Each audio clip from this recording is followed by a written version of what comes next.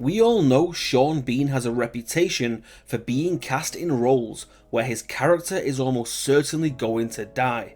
From Equilibrium, The Island, Outlaw, Patriot Games, GoldenEye to The Lord of the Rings, just to name a few. Think of a way to die and Sean Bean gone been and done it.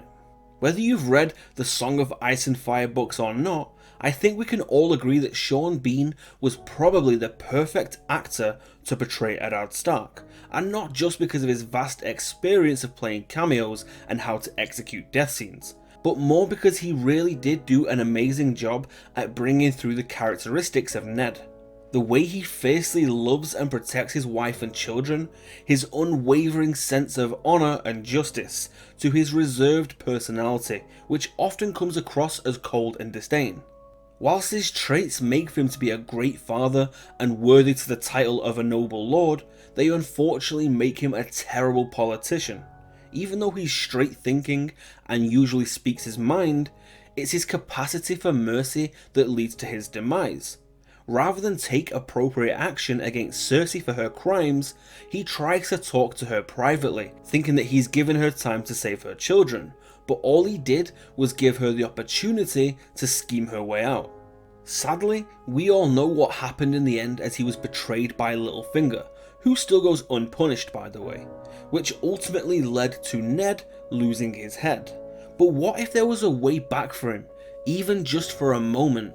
There have been several crazy theories over the years about how Ned could still be alive, hiding in plain sight as Jaqen H'ghar, some about him being Syrio Forel, and even one about how he walked into the birds flying over him as he was being beheaded.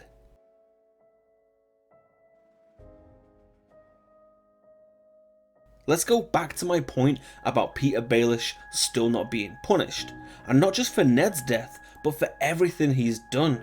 There are only so many people you can cross before eventually you get your comeuppance. You can't go back to the capital, as Cersei would have him killed without even giving it a second thought, and he can't manipulate Sansa against Jon anymore, because Jon has just put her in charge of the North. So what's he going to do? Run off to the Vale, or try and play one last game? Unfortunately for Peter, playing the Game of Thrones has been his life's work, and I think that in an attempt to make one final move, that it will inevitably cost him his life. Sansa is already close to just having Brienne finish him, and then with Bran coming back to Winterfell, he's going to be able to reveal all of the crimes that Baelish has committed. Some people have speculated whether it will be just a simple execution on Sansa's word. Others like the idea that the 3 Stark children will team up against him in their reunion. And some love the thought of him being pushed through the same window of the tower where Bran was pushed. But have we missed something huge?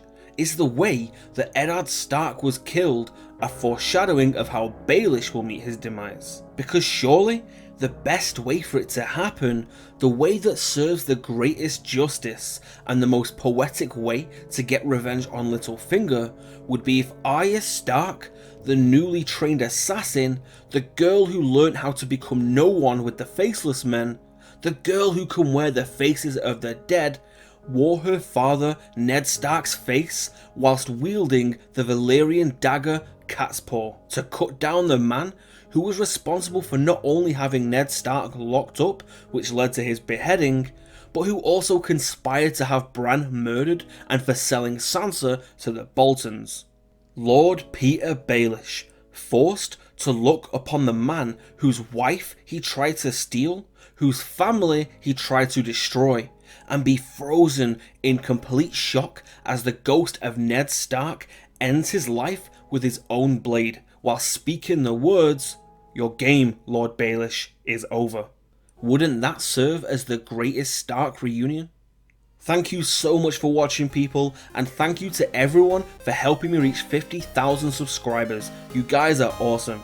I want to know which film where Sean Bean has died is your favourite, and also, how would you like to see Littlefinger die? Take care, people, and I'll see you guys tomorrow.